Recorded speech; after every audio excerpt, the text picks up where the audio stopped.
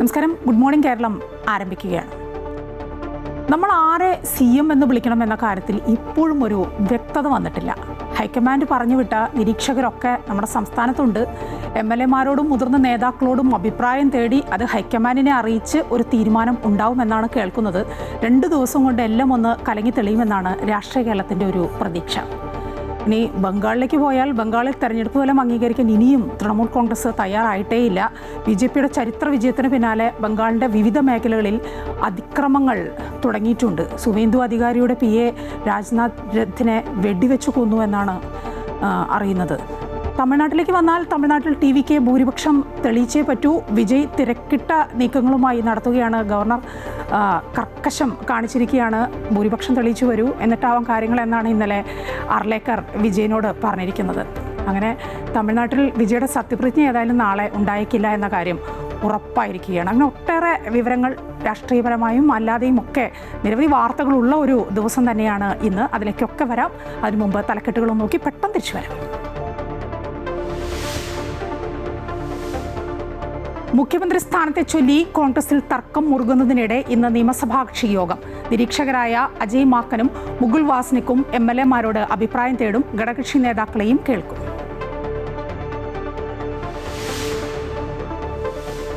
തിരഞ്ഞെടുപ്പ് തോൽവിയിൽ നേതൃത്വത്തിന് CPM സംസ്ഥാന സെക്രട്ടേറിയറ്റിന്റെ രൂക്ഷ വിമർശനം. അണികളുടെ വികാരം മനസ്സിലാക്കിയില്ലെന്നും സംഘടനാ വീഴ്ച പരിഹരിക്കാൻ നേതൃത്വത്തിന് ആയില്ലെന്നും അംഗങ്ങൾ.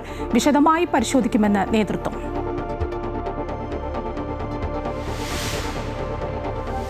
തമിഴ്നാട്ടിൽ നാടകീയ നീക്കങ്ങൾ. AIDMK MLA-മാർ പുതുച്ചേരിയിലെ റിസോർട്ടിൽ. ഭൂരിപക്ഷം തെളിയിക്കാൻ സഖ്യ നീക്കങ്ങൾ സജീവമാക്കി വിജയ്.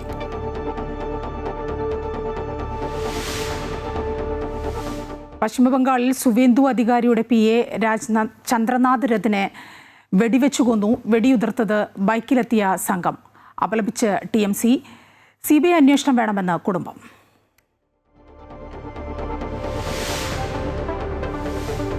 പശ്ചിമേഷ്യൻ സംഘർഷം അവസാനിപ്പിക്കാനുള്ള അമേരിക്കയുടെ സമാധാന നീക്കങ്ങൾ ഇറാൻ പരിഗണിക്കുന്നുവെന്ന് റിപ്പോർട്ട്. 14 ഇന ഉടമ്പടിയിൽ ഇരു രാജ്യങ്ങളും ധാരണയിലെത്തിയേക്കുമെന്ന് സൂചന. ഉപരോധം മറികടന്നുവെന്നാരോപിച്ച് ഇറാൻ തീരത്തേക്ക് പോയ കപ്പൽ ആക്രമിച്ച് അമേരിക്ക.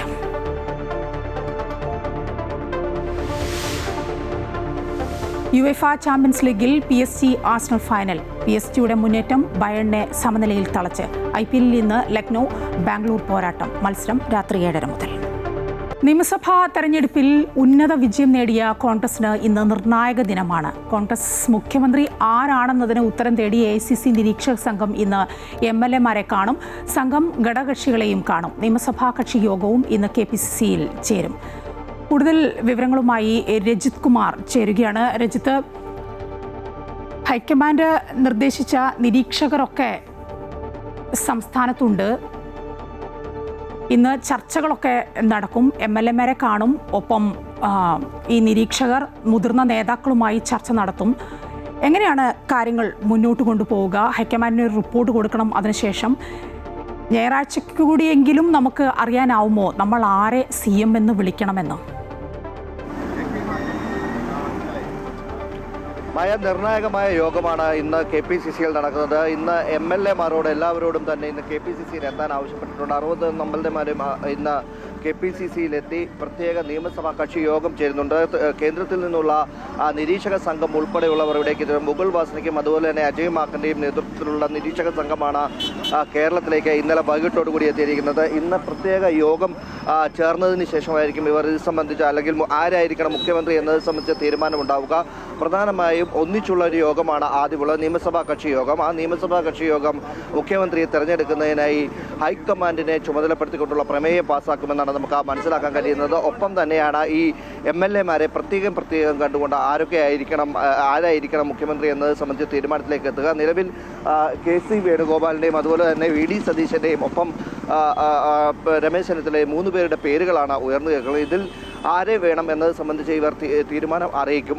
ഒറ്റക്കൊറ്റക്കായി ഇവരെ കാണുകയും ചെയ്യും എന്നാണ് നമുക്ക് മനസ്സിലാകുന്നത്. നേരത്തെ KPCCയിൽ വെച്ചാണോ ഇവരുടെ കൂടിക്കാഴ്ച നടക്കുക, അതോ പുറത്ത് എവിടെയെങ്കിലും ഹോട്ടലിൽ വെച്ചാണോ കൂടിക്കാഴ്ച നടക്കുക എന്നത് സംബന്ധിച്ച് ഇനിയും വ്യക്തത ഉണ്ടായിട്ടില്ല. എന്ത് തന്നെയായാലും ഇവരെ ഒറ്റയ്ക്ക് കണ്ട തീരുമാനങ്ങൾ എന്താണ്, അവരുടെ അഭിപ്രായങ്ങൾ തേടും എന്ന കാര്യത്തിൽ സംശയമില്ല. ഒപ്പം തന്നെ ഘടകകക്ഷികളെയും കാണുന്നുണ്ട്. ഘടകകക്ഷികൾ നാളെയാണ് ഘടകകക്ഷികളെ കാണാൻ തീരുമാനിച്ചിട്ടുള്ളത് എന്നാണ്, അവരുടെ അഭിപ്രായം കൂടി കേൾക്കാൻ തീരുമാനിച്ചിട്ടുള്ളത് എന്നാണ് അറിയുന്നത്. എന്ത് തന്നെയായാലും ഘടകകക്ഷികളെയും കാണും. ഒപ്പം താല്പര്യമുള്ള മുതിർന്ന നേതാക്കളെയൊക്കെയും കണ്ടുകൊണ്ട് അഭിപ്രായങ്ങൾ തേടും എന്നാണ് നമുക്ക് മനസ്സിലാക്കുന്നത്. താല്പര്യമുള്ള ആളുകൾ അറിയിച്ചു കഴിഞ്ഞാൽ അവരെയും കാണും, അവരെയും കേൾക്കും എന്നതാണ് ഏറ്റവും പ്രധാനപ്പെട്ട കാര്യം. അങ്ങനെ എല്ലാവരെയും കേട്ടതിന് ശേഷം ഒരു തീരുമാനത്തിലേക്ക് എത്തി റിപ്പോർട്ട് തയ്യാറാക്കി അത് ഹൈക്കമാൻഡിന് കൈമാറുക എന്നതാണ് ഏറ്റവും പ്രധാനപ്പെട്ട കാര്യം. ഒപ്പം തന്നെ KPCCയുടെ സംസ്ഥാനത്തെ ചുമതലയുള്ള ദീപാദാസ് മുൻഷി അവർ ഈ യോഗത്തിൽ പങ്കെടുപ്പിക്കരുത് എന്ന ആവശ്യം ഇതിനോടകം തന്നെ VD സതീശൻ പക്ഷം ഉയർത്തിയിട്ടുണ്ട്. കാരണം KC വേണുഗോപാലിൻ്റെ പക്ഷം കൂടിയാണ് അവർ. അതുകൊണ്ട് തന്നെ അത്തരത്തിലുള്ളൊരു അനുകൂലമായ തീരുമാനത്തിലേക്ക് പോകാനുള്ള സാധ്യതയുണ്ട്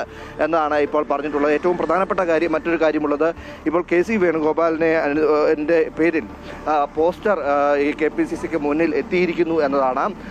V wait KC warm welcome leader എന്ന പേരിലാണ് ഇപ്പോൾ വന്നിട്ടുള്ളത്. എക്സ് മണ്ഡലം പ്രസിഡന്റ് കായംകുളം നൌഷാദ് ഖാൻ, അവരുടെ പേരിലാണ് ഇപ്പോൾ പോസ്റ്റർ വന്നിട്ടുള്ളത്. ഫ്ലെക്സാണ്, വലിയൊരു ഫ്ലെക്സ് തന്നെ ഇവിടെ ഉണ്ട്. ഇന്ദിരാഭവന് മുന്നിൽ തന്നെ ഇപ്പോൾ ഫ്ലെക്സ് എത്തിച്ചിരിക്കുന്നു. കൂടുതൽ ഫ്ലെക്സുകൾ ഉണ്ട്, അവരുടെ പേരിൽ തന്നെ കൂടുതൽ ഫ്ലെക്സുകളുമുണ്ട്. ആ ഫ്ലെക്സുകൾ വാഹനത്തിൽ എത്തിച്ചിട്ടുമുണ്ട്. അത് വിവിധ സ്ഥലങ്ങളിലായി സ്ഥാപിക്കുമെന്നാണ് നമുക്ക് മനസ്സിലാകുന്നത്. എന്തുതന്നെയായാലും ഒരു നിർണായക യോഗം നടക്കാൻ പോകുന്ന സാഹചര്യത്തിൽ KC പക്ഷവും അതുപോലെ തന്നെ VD സതീശൻ പക്ഷം ഉൾപ്പെടെയുള്ള ആളുകൾ അവരുടെ നീക്കങ്ങൾ ശക്തമാക്കിയിരിക്കുന്നു എന്ന് തന്നെ നമുക്ക് പറയാൻ കഴിയും. എന്തിനായാലും ഇന്ന് ഒരു നിർണായക യോഗത്തിലേക്ക് ഇന്ദിരാഭവൻ കടക്കുകയാണ്. ആരായിരിക്കും മുഖ്യമന്ത്രി എന്നത് സംബന്ധിച്ച് ഇന്നും നാളെയുമായി നടക്കുന്ന കൂടിക്കാഴ്ചകളിലും യോഗത്തിലും തീരുമാനമാകും. ഇന്ന് ചേരുന്ന നിയമസഭാ കക്ഷി യോഗം നിലവിൽ ഹൈക്കമാൻഡിനെ മുഖ്യമന്ത്രി ആരെയാണെന്നത് സംബന്ധിച്ച് തീരുമാനിക്കുന്നതിനെ ചുമതലപ്പെടുത്തും, പ്രമേയം പാസ്സാക്കിക്കൊണ്ട് ചുമതലപ്പെടുത്തും എന്നാണ് നമുക്ക് മനസ്സിലാകുന്നത്. നാളെ ഘടകകക്ഷികളുമായുള്ള കൂടിക്കാഴ്ചയും മറ്റ് നേതാക്കന്മാരുമായുള്ള കൂടിക്കാഴ്ചകൾക്കും മുതിർന്ന നേതാക്കന്മാരുമായുള്ള കൂടിക്കാഴ്ചകളും അവരുടെ അഭിപ്രായങ്ങൾ കൂടി കേട്ട ശേഷമായിരിക്കും അജയ് മാക്കൻ്റെയും അതുപോലെ തന്നെ മുകുൾ വാസ്നിക്കിൻ്റെയും നേതൃത്വത്തിലുള്ള നിരീക്ഷക സംഘം പ്രത്യേക റിപ്പോർട്ട് തയ്യാറാക്കി ഹൈക്കമാൻഡിന് കൈമാറുക. ഹൈക്കമാൻഡായിരിക്കും ഞായറാഴ്ച തന്നെ, ഒരു പക്ഷേ മായ സൂചിപ്പിച്ചതുപോലെ തന്നെ ഞായറാഴ്ച തന്നെ മുഖ്യമന്ത്രി ആര് എന്നത് സംബന്ധിച്ച് ഹൈക്കമാൻഡ് ഭാഗത്തു നിന്നൊരു പ്രഖ്യാപനം ഉണ്ടായേക്കും. അതേ സമയത്ത് തന്നെ VD സതീശൻ പക്ഷവും ഒപ്പം തന്നെ KC വേണുഗോപാൽ പക്ഷവും ഒപ്പം രമേശ് ചെന്നിത്തല പക്ഷവും തങ്ങളുടേതായ നീക്കങ്ങളും ചടുലമാക്കുകയും ബലപ്പെടുത്തുകയും ചെയ്തിട്ടുണ്ട്. രജിത്ത്, നമ്മുടെ മുഖ്യമന്ത്രി ആരാണെന്ന കാര്യത്തിൽ ഒരു വ്യക്തത വന്നിട്ടില്ല. അതിപ്പോൾ രജിത്ത് പറഞ്ഞതുപോലെ തന്നെ നിരീക്ഷകരൊക്കെ വന്നിട്ടുണ്ട്, കാര്യമായ ചർച്ചകളൊക്കെ നടക്കുന്നു. ഒരു ഞായറാഴ്ചയോടുകൂടി അതിലൊരു വ്യക്തത വരുമെന്ന് പ്രതീക്ഷിക്കുകയാണ്. അതുപോലെ തന്നെ പ്രതിപക്ഷ നേതാവ് ആരാണെന്ന കാര്യത്തിലും ഒരു വ്യക്തത വരണം. പൊതുജനം ആകാംക്ഷയോടെ കാത്തിരിക്കുന്നുണ്ട് മുഖ്യമന്ത്രിക്കൊപ്പം തന്നെ ആരായിരിക്കും പ്രതിപക്ഷ നേതാവ് എന്ന കാര്യത്തിലും. മറ്റു പല വിഷയങ്ങളുമുണ്ട് CPM-നുള്ളിൽ, ഇടതുപക്ഷത്തിനുള്ളിൽ. CPM-ൻ്റെ സംസ്ഥാന സെക്രട്ടേറിയറ്റിലൊക്കെ വലിയ വിമർശനമാണ് ഈ പരാജയവുമായി ബന്ധപ്പെട്ട് ഉണ്ടായത് എന്നാണ് കാണുന്നത്. ഇനിയും അതിൽ ഒട്ടേറെ ചർച്ചകൾ നടക്കും, പരിശോധനകൾ നടക്കും എന്നൊക്കെ കേൾക്കുന്നു. എന്താണ് CPM-നകത്തെ ഒരു വികാരം? അത് എങ്ങനെയാണ് അണികളുടെ ഒരു പ്രതികരണം? അതൊക്കെ എങ്ങനെയാണ് ഈ കനത്ത പരാജയവുമായി ബന്ധപ്പെട്ട് വന്നുകൊണ്ടിരിക്കുന്നത് രജിത്ത്? മായ, കോൺഗ്രസിനുള്ളിൽ മുഖ്യമന്ത്രിയെ കണ്ടെത്തുന്നതിനുള്ള ചർച്ചകളാണ് പുരോഗമിക്കുന്നത്, അല്ലെങ്കിൽ തീരുമാനങ്ങളിലേക്ക് എത്തുകയാണ് ചെയ്യുന്നതെങ്കിൽ അതേ സമയത്ത് തന്നെയാണ് തോൽവിയുടെ പരാജയം, അത് തോൽവി ഉണ്ടാകാനുള്ള ഒരു കാര്യം അല്ലെ തോൽവിയുടെ ഒരു കാരണം എന്താണ് എന്നത് സംബന്ധിച്ചുകൊണ്ടുള്ള ചർച്ചകളും അതേ സമയത്ത് തന്നെ പ്രതിപക്ഷ നേതാവ് ആരായിരിക്കണം എന്നത് സംബന്ധിച്ചുള്ള ചർച്ചകളും CPM-ൽ പുരോഗമിക്കുന്നത്. കഴിഞ്ഞ ദിവസം തന്നെ CPM-ൻ്റെ സംസ്ഥാന സെക്രട്ടേറിയറ്റ് യോഗം ചേർന്നിരുന്നു. സംസ്ഥാന സെക്രട്ടേറിയറ്റ് വലിയൊരു പരാജയം, അപ്രതീക്ഷിതമായ ഒരു പരാജയമാണ് സംസ്ഥാനത്ത് ഉണ്ടായത് എന്ന് വിലയിരുത്തുകയും ചെയ്തു. അതിൻ്റെ കാരണങ്ങൾ അന്വേഷിക്കുന്നതിനായി CPM-ൻ്റെ എല്ലാ ഘടകങ്ങളിലേക്കും യോഗങ്ങൾ വിളിച്ചുകൊണ്ട് ആ യോഗത്തിൻ്റെ തീരുമാനപ്രകാരം വളരെ ഓരോരുത്തരുടെയും അഭിപ്രായങ്ങൾ തേടിക്കൊണ്ട്, അതായത് പൊതുജനങ്ങളുടെയും നേതാക്കളുടെയും ഓരോ ഘടകങ്ങളുടെയും ജില്ലാ കമ്മിറ്റികൾ, ജില്ലാ സെക്രട്ടേറിയറ്റ്, അതുപോലെ തന്നെ ലോക്കൽ കമ്മിറ്റികൾ വരെയുള്ളവരുടെ അഭിപ്രായങ്ങൾ തേടിക്കൊണ്ട് വളരെ സുതാര്യമായി തന്നെ തിരിച്ചു വരുന്നതിനുള്ള നടപടികളിലേക്ക് കടക്കുമെന്ന് ഇന്നലെ തന്നെ യോഗത്തിന് ശേഷം വ്യക്തമാക്കുകയും ചെയ്തതാണ്. MP ഗോവിന്ദൻ വ്യക്തമാക്കിയിരുന്നു. എന്നാൽ നിലവിലിപ്പോൾ ആരെ ആയിരിക്കണം പ്രതിപക്ഷ നേതാവ് ആക്കേണ്ടത് എന്നത് സംബന്ധിച്ചുള്ള തീരുമാനങ്ങളിലേക്ക് കടന്നിട്ടില്ല എന്നാണ് നമുക്ക് മനസ്സിലാക്കാൻ കഴിയുന്നത്. പക്ഷേ പിണറായി വിജയൻ തന്നെ പ്രതിപക്ഷ നേതാവാകണം എന്ന ആവശ്യമാണ് സംസ്ഥാന സെക്രട്ടേറിയറ്റിൽ ഉയർന്നു വന്നത് എന്നതാണ് നേതാക്കന്മാരൊക്കെയും പിന്തുണയ്ക്കുകയും ചെയ്തിരുന്നു. എന്നാൽ CPIയുടെ ഭാഗത്തു നിന്ന് ഇന്നലെ CPIയും നേതൃയോഗം ചേർന്നിരുന്നു. CPIയുടെ ഭാഗത്തു നിന്നും ഇത്തരത്തിൽ ആരായിരിക്കണമെന്നത് സംബന്ധിച്ച് പിണറായി വിജയൻ ആകരുത് എന്നൊരു അഭിപ്രായം ഉയർന്നു വന്നു എന്നാണ് നമുക്ക് മനസ്സിലാക്കാൻ കഴിയുന്നത്. എന്നാൽ നേതൃത്വം വ്യക്തമാക്കുന്നത് അത്തരത്തിലൊരു അഭിപ്രായം തങ്ങൾക്കില്ല എന്നാണ്. ആരായിരിക്കണം പ്രതിപക്ഷ നേതാവ് ആകേണ്ടത് എന്നത് സംബന്ധിച്ച് തീരുമാനിക്കേണ്ടത് CPM ആണ് എന്നാണ് അവർ വ്യക്തമാക്കിയിരിക്കുന്നത്. അങ്ങനെയെങ്കിൽ അത്തരത്തിലുള്ള ഒരു തീരുമാനത്തിലേക്ക് അവർ പോവുകയാണ്. ഇന്നലെ വളരെ വൈകിയും സെക്രട്ടേറിയറ്റ് യോഗം ചേരുന്ന ഒരു സാഹചര്യമുണ്ടായിരുന്നു. അതിനുശേഷമായിരിക്കും തീരുമാനങ്ങളിലേക്ക് പോകുക. എന്തു തന്നെയായാലും വലിയൊരു പരാജയം തങ്ങൾക്ക് ഏൽക്കേണ്ടി വന്നു. അതുകൊണ്ട് തന്നെ ആ തിരിച്ചുവരവിന് കൃത്യമായ ഒരു നടപടിക്രമങ്ങൾ അല്ലെങ്കിൽ അഭിപ്രായങ്ങൾ തേടിക്കൊണ്ട് വലിയൊരു മാറ്റം വരുത്തിക്കൊണ്ട് ജനങ്ങൾക്കിടയിലേക്ക് ഇറങ്ങിച്ചെന്നുകൊണ്ടുള്ള ഒരു പ്രവർത്തനത്തിലേക്ക് വരേണ്ട ഒരു സാഹചര്യമുണ്ട് എന്ന വിലയിരുത്തൽ ഉണ്ടായിട്ടുണ്ട്. അതുകൊണ്ട് തന്നെയാണ് വരുന്ന ജൂൺ മാസം 2 മാസം മെയ് ജൂൺ മാസങ്ങളിലായി വീണ്ടും എല്ലാ ഘടകങ്ങളിലും യോഗം ചേരാൻ തീരുമാനിച്ചിരിക്കുന്നത്. ആ യോഗം ചേർന്നതിന് ശേഷം വരുത്തേണ്ട മാറ്റങ്ങൾ സംബന്ധിച്ചുകൊണ്ടൊരു റിവ്യൂ തയ്യാറാക്കുകയും അതനുസരിച്ചുള്ള പ്രവർത്തനങ്ങളിലേക്ക് പോകും എന്നാണ് വ്യക്തമാക്കിയിരിക്കുന്നത്. ജനറൽ സെക്രട്ടറി MA ബേബി ഉൾപ്പെടെയുള്ളവർ MA ബേബിയും കഴിഞ്ഞ ദിവസം മാധ്യമങ്ങളെ കണ്ടപ്പോൾ വരുത്തേണ്ട മാറ്റങ്ങൾ കൃത്യമായി തന്നെ വരുത്തും എന്ന കാര്യം വ്യക്തമാക്കുകയും ചെയ്തിട്ടുണ്ട്. നിലവിലിപ്പോൾ പ്രതിപക്ഷ നേതാവ് അല്ലെങ്കിൽ ആരായിരിക്കണം എന്നത് സംബന്ധിച്ചുകൊണ്ടുള്ള തീരുമാനത്തിലേക്ക് CPM കടന്നിട്ടില്ല. എന്നാൽ ഇക്കാര്യത്തിൽ ഒരു തീരുമാനത്തിലേക്ക് അവർ എത്തിയിട്ടുണ്ട്. അത് പിണറായി വിജയൻ തന്നെ ആയിരിക്കണം എന്ന തീരുമാനമാണുള്ളത്. ഇനി അതിൽ മാറ്റമുണ്ടാകണമെങ്കിൽ അദ്ദേഹം തന്നെ തനിക്ക് താല്പര്യമില്ല എന്ന് അറിയിക്കുകയാണെങ്കിൽ മാറ്റം വരുത്താം എന്നൊരു തീരുമാനത്തിലേക്കാണ്. അല്ലാത്ത പക്ഷം പ്രതിപക്ഷ നേതാവായി പിണറായി വിജയനെ വെക്കുകയും പിന്നീട് പ്രതിപക്ഷ ഉപനേതാവായി മറ്റൊരാളെ കൂടി തെരഞ്ഞെടുത്തുകൊണ്ടുള്ള ഒരു പ്രവർത്തന ശൈലിയിലേക്ക് പോകാൻ തന്നെയാണ് തീരുമാനമെന്നാണ് ഇതുവരെയുള്ള മീറ്റിങ്ങുകളിൽ നിന്ന് നമുക്ക് മനസ്സിലാക്കാൻ കഴിയുന്നത്. എന്ത് തന്നെയായാലും അത്തരത്തിലുള്ള തീരുമാനമേ അവർ മുന്നോട്ട് പോവുകയാണ്. അതേസമയത്ത് തന്നെ CPI വ്യക്തമാക്കുന്നത് തങ്ങൾക്ക് ഇക്കാര്യത്തിൽ ഒരു തീരുമാനത്തിലേക്ക് തങ്ങൾക്ക് ഇത് സംബന്ധിച്ചൊരു തീരുമാനമില്ല, CPM ആണ് ഇക്കാര്യത്തിൽ തീരുമാനമെടുക്കുന്നത് എന്നാണ് അവർ വ്യക്തമാക്കിയിട്ടുള്ളത്. രജിത്താണ് വിവരങ്ങൾ നൽകിയത്. മുഖ്യമന്ത്രിയുടെ കാര്യം പറഞ്ഞതുപോലെ തന്നെ പ്രതിപക്ഷ നേതാവ് ആരാണെന്ന കാര്യത്തിലും ഇനിയും ഒരു വ്യക്തത വന്നിട്ടില്ല. ഒപ്പം കനത്ത പരാജയം, അതുമായി ബന്ധപ്പെട്ട് വിശദമായ ചർച്ചകളും പരിശോധനകളും ഒക്കെ നടത്തേണ്ടി വരും CPM-നകത്ത്. അത്തരത്തിലൊരു പരിശോധന നടത്തുമെന്നാണ് ജനറൽ സെക്രട്ടറി അടക്കമുള്ളവർ പറഞ്ഞിരിക്കുന്നത്. നോക്കാം. കൊല്ലത്ത് വോട്ടെണ്ണലിന് പിന്നാലെ ഡീൽ ആരോപണങ്ങളുമായി മുന്നണികൾ. കൊട്ടാരക്കരയിൽ CPM BJP സാമ്പത്തിക ഡീൽ നടന്നുവെന്ന് കൊടിക്കുന്നിൽ സുരേഷ് MP. ചാത്തന്നൂരിലും BJP CPM ഡീൽ എന്ന ആരോപണവുമായി UDF സ്ഥാനാർത്ഥി സൂരജ് രവിയും കഴിഞ്ഞ ദിവസം രംഗത്ത് വന്നിരുന്നു. എന്നാൽ പരാജയം മറച്ചുവെക്കാനാണ് UDF-ന്റെ ഡീൽ ആരോപണങ്ങളെന്ന് BJP പ്രതികരിച്ചു. കൊട്ടാരക്കരയിൽ UDF സ്ഥാനാർത്ഥി ഐഷ പോറ്റിയുടെ വിജയത്തെ തടയാൻ CPM BJP സാമ്പത്തിക ഡീൽ നടന്നുവെന്ന് കൊടിക്കുന്നിൽ സുരേഷ് MP ആരോപിക്കുന്നു. KN ബാലഗോപാലിന് വേണ്ടി ഒരു കോൺട്രാക്ടർ വഴി പണം ഒഴുക്കിയതായും ഈ അവിശുദ്ധ കൂട്ടുകെട്ട് മൂലമാണ് കൊട്ടാരക്കരയിൽ ഐഷ പോറ്റി നേരിയ വോട്ടുകൾക്ക് പരാജയപ്പെട്ടതെന്നുമാണ് കൊടിക്കുന്നിലിന്റെ ആരോപണം. 8 മെമ്പർമാർ ജയിച്ച് പഞ്ചായത്ത് ഭരിക്കുന്ന നെടുമ്പത്തൂർ പഞ്ചായത്തിൽ BJP വോട്ടോടെ പോയി. 8 പഞ്ചായത്ത് മെമ്പർമാരുടെ ബൂത്തുകളിൽ അവർക്ക് ലഭിച്ച വോട്ട് നിലനിർത്താൻ കഴിഞ്ഞില്ലല്ലോ. ഐഷ പോറ്റിയുടെ വിജയത്തെ തടയാൻ വലിയ ഡീല്, സാമ്പത്തികമായ ഡീലാണ്.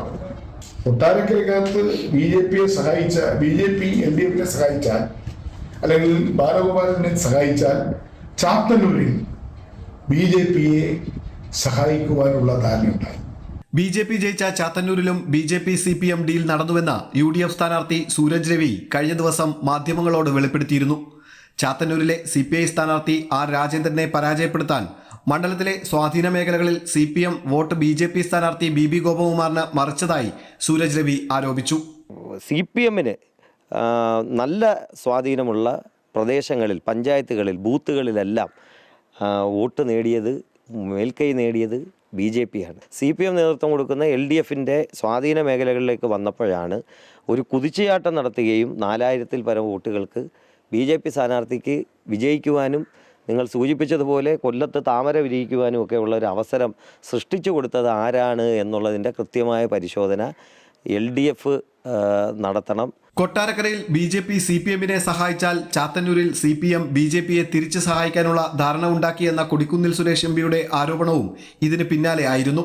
എന്നാൽ BJP-യുടെ ഡീൽ ജനങ്ങളുമായി മാത്രമെന്നും 2016 മുതൽ വോട്ട് കച്ചവടം നടത്തുന്നത് LDFും UDFും തമ്മിലാണെന്നും BJP നിയുക്ത ചാത്തന്നൂർ MLA BB ഗോപകുമാറും BJP ജില്ലാ നേതൃത്വവും ആരോപിക്കുന്നു.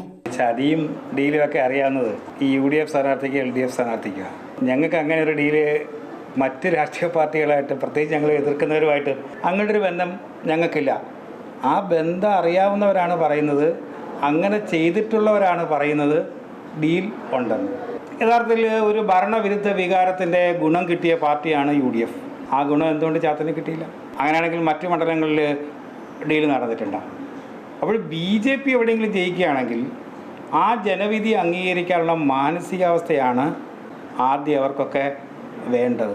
വോട്ട് നഷ്ടപ്പെട്ടതിന്റെയും അടിയൊഴുക്കുകളുടെയും കണക്കുകൾ നിരത്തി മുന്നണികൾ രംഗത്ത് വരുമ്പോൾ കൊല്ലത്തെ രാഷ്ട്രീയ ആരോപണ പ്രത്യാരോപണങ്ങൾ കൂടുതൽ ചൂടുപിടിക്കുകയാണ്. മുന്നണികൾ പരാജയത്തിന്റെ കണക്കെടുപ്പ് നടത്തുമ്പോൾ വരും ദിവസങ്ങളിലും കൂടുതൽ ഡീലാരോപണങ്ങൾ പുറത്തു വന്നേക്കാം. അമൃത ന്യൂസ്, കൊല്ലം. പശ്ചിമബംഗാളിൽ സുവേന്ദു അധികാരിയുടെ പേഴ്സണൽ അസിസ്റ്റന്റ് ചന്ദ്രനാഥ് രഥ് വെടിയേറ്റു മരിച്ചിരിക്കുന്നു. കൊൽക്കത്തയിൽ ഇരുചക്ര വാഹനത്തിലെത്തിയ ആക്രമികളാണ് ചന്ദ്രനാഥനെ വെടിവെച്ച് വീഴ്ത്തിയത്. ആസൂത്രിത അക്രമമാണ് നടന്നതെന്നും ആരും നിയമം കയ്യിലെടുക്കരുതെന്നും സുവേന്ദു അധികാരി പ്രതികരിച്ചു. കൂടുതൽ വിവരങ്ങളുമായി ജിഷ്ണു കൃഷ്ണൻ ചേരുകയാണ്. ജിഷ്ണു, ചരിത്ര വിജയമാണ് ബംഗാളിൽ BJP നേടിയത്. ഈ ഫലം വന്നതിന് പുറമെ പശ്ചിമ ബംഗാളിൽ പല ജില്ലകളിലും വലിയ തോതിൽ സംഘർഷത്തിലേക്ക് നീങ്ങിയിരിക്കുകയാണ്. ഇപ്പോൾ ഏറ്റവും ഒടുവിൽ നമ്മളിപ്പോൾ പറഞ്ഞതുപോലെ തന്നെ സുവേന്ദു അധികാരിയുടെ പേഴ്സണൽ അസിസ്റ്റന്റിനെ വെടിവെച്ചു കൊല്ലുകയും ചെയ്തിരിക്കുന്നു. അങ്ങോട്ടാണ് കാര്യങ്ങൾ പോകുന്നത്. പശ്ചിമ ബംഗാളിൽ തെരഞ്ഞെടുപ്പ് ഫലം പുറത്തു വന്നതിന് പിറകെ പല സ്ഥലങ്ങളിലും അക്രമം, സംഘർഷം റിപ്പോർട്ട് ചെയ്തിരുന്നു. അത് കൊൽക്കത്തയിലും ഒപ്പം നോർത്ത് സൗത്ത് 24 പർഗാന, മുർഷിദാബാദ് തുടങ്ങിയിട്ടുള്ള മേഖലകളിലാണ് ഏറ്റവും കൂടുതൽ സംഘർഷം റിപ്പോർട്ട് ചെയ്തിട്ടുള്ളത്. ഇപ്പോൾ ഏറ്റവും ഒടുവിൽ സുവേന്ദു അധികാരിയുടെ നിലവിലെ പ്രതിപക്ഷ നേതാവും ഒപ്പം BJP സർക്കാർ രൂപീകരിക്കുമ്പോൾ മുഖ്യമന്ത്രിയാകാൻ ഏറ്റവും കൂടുതൽ സാധ്യതയുള്ള സുവേന്ദു അധികാരിയുടെ പേഴ്സണൽ അസിസ്റ്റന്റിനെയാണ് വെടിവെച്ച് കൊന്നത്. ചന്ദ്രനാഥ് രഥ് ആണ് മധ്യഗ്രാമിൽ ഉണ്ടായിട്ടുള്ള അക്രമത്തിൽ കൊല്ലപ്പെട്ടത്. ചന്ദ്രനാഥ് സഞ്ചരിച്ചിരുന്ന വാഹനം അക്രമികൾ തടഞ്ഞു നിർത്തി വെടിവെച്ച് വീഴ്ത്തുകയായിരുന്നു. ഒപ്പം ഈ കാറിലെ ഡ്രൈവർക്കും വെടിവെപ്പിൽ പരിക്കേറ്റിട്ടുണ്ട് എന്നാണ് പോലീസ് ഉദ്യോഗസ്ഥർ നിലവിൽ അറിയിച്ചത്. ഇതിൽ ഇന്നലെ രാത്രി തന്നെ ആശുപത്രിയിൽ സുവേന്ദു അധികാരി എത്തിയിരുന്നു. അദ്ദേഹം മാധ്യമങ്ങളോട് ഉൾപ്പെടെ പ്രതികരിച്ചത് ഇത് ആസൂത്രിത അക്രമമാണ് നടന്നിട്ടുള്ളത്. BJP പ്രവർത്തകർ അല്ലെങ്കിൽ BJPയുടെ വിജയത്തിനു വേണ്ടി പ്രവർത്തിച്ചവരെ ഇല്ലാതാക്കാൻ തൃണമൂൽ കോൺഗ്രസ് ശ്രമിക്കുകയാണ്. പോലീസ് ഉദ്യോഗസ്ഥരുമായും ഒപ്പം BJPയുടെ കേന്ദ്ര നേതൃത്വവുമായി സംസാരിച്ചിട്ടുണ്ട്. ആരും നിയമം കയ്യിലെടുക്കരുത് എന്ന പ്രതികരണമാണ് സുവേന്ദു അധികാരി നടത്തിയത്. തിരഞ്ഞെടുപ്പ് ഫലം വന്നതിന് പുറകെ വ്യാപക അക്രമത്തിൽ അതിൽ തൃണമൂൽ കോൺഗ്രസ് BJPയെ കുറ്റപ്പെടുത്തുകയും BJP തൃണമൂൽ കോൺഗ്രസിനെയും കുറ്റപ്പെടുത്തി പ്രതികരണം നടത്തിയിരുന്നു. അതായത് BJPക്കാരല്ലാത്ത ആളുകൾ BJPക്കാരാണെന്ന് പറഞ്ഞുകൊണ്ട്, അതായത് തൃണമൂൽ ഗുണ്ടകൾ BJP വേഷം കെട്ടി അക്രമം വഴിച്ചുവിടുന്നു എന്ന പ്രസ്താവനയായിരുന്നു കഴിഞ്ഞ ദിവസവും സുവേന്ദു അധികാരി നടത്തിയിട്ടുള്ളത്. നിരവധി ആളുകൾക്ക് ഇത്തരത്തിൽ മുർഷിദാബാദിലും 24 പർഗാന, കൊൽക്കത്ത മേഖലകളിൽ നടന്നിട്ടുള്ള അക്രമത്തിൽ പരിക്കേറ്റിട്ടുണ്ട്. ഇപ്പോൾ ഏറ്റവും ഒടുവിലാണ് സുവേന്ദു അധികാരിയുടെ പേഴ്സണൽ അസിസ്റ്റന്റ് തന്നെ ചന്ദ്രനാഥ് രഥ് എന്നയാൾ വെടിയേറ്റ് മരിച്ചത്. ഇയാൾ കഴിഞ്ഞ 10 വർഷത്തിലധികമായി സുവേന്ദു അധികാരിക്കൊപ്പമുള്ള തിരഞ്ഞെടുപ്പ് പ്രവർത്തനങ്ങളും ഒപ്പം സുവേന്ദു അധികാരിയുടെ രാഷ്ട്രീയ പ്രവർത്തനവുമെല്ലാം ഏകോപിപ്പിക്കുന്ന വ്യക്തിയാണ്. തീർച്ചയായും ഇതുമായി ബന്ധപ്പെട്ട് കൂടുതൽ സംഘർഷങ്ങൾക്ക് സാധ്യതയുണ്ട് എന്ന റിപ്പോർട്ട് പോലീസ് നൽകിയിട്ടുണ്ട്. ഒപ്പം ബംഗാളിൽ രാഷ്ട്രീയ ചിത്രം കൂടി പരിശോധിക്കുമ്പോൾ അവിടെ രാജിവെക്കില്ല എന്ന കടുത്ത വാശിയിൽ തുടരുകയാണ് ഇപ്പോഴും മമതാ ബാനർജിയോട്. തോൽവി അംഗീകരിക്കില്ലെന്നും വേണമെങ്കിൽ തന്നെ ഗവർണർ പുറത്താക്കട്ടെ എന്ന നിലപാടാണ്, എന്ന പ്രതികരണമാണ് മമതാ ബാനർജി നടത്തിയിട്ടുള്ളത്.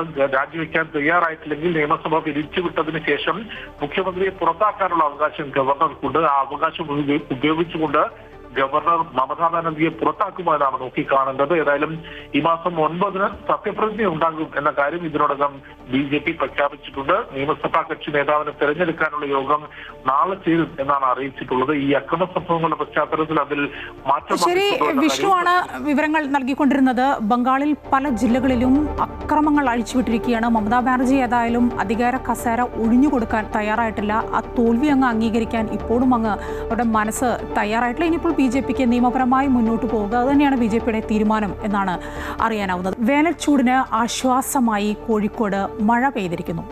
കോഴിക്കോട് നഗരത്തിൽ ഉൾപ്പെടെ ശക്തമായ മഴയാണ് പെയ്തത്. കൂടുതൽ വിവരങ്ങളുമായി കോഴിക്കോട് നിന്ന് അനഘ ചേരുകയാണ്. അനഘ, ഏതായാലും മഴ തുടരുകയാണെന്ന് തോന്നുന്നു. അനഘ കുടയൊക്കെ പിടിച്ചാണ് നിൽക്കുന്നത്. ശക്തമായ മഴയുണ്ടോ?